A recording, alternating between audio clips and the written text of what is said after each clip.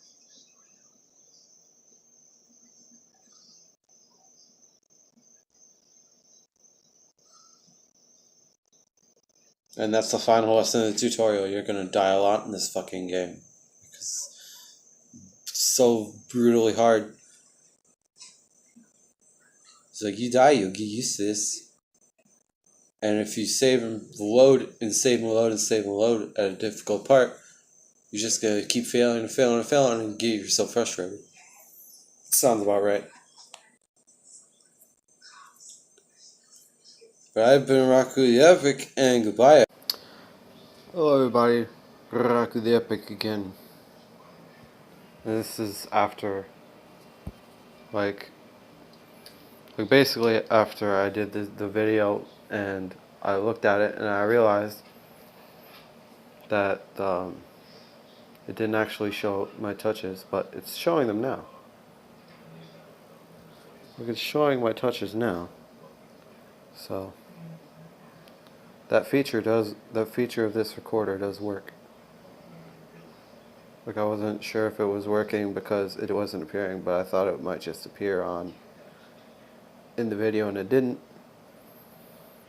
Like, I thought it would appear in the final product and it didn't, but it's working now. So in future videos you should be able to see where I'm touching. So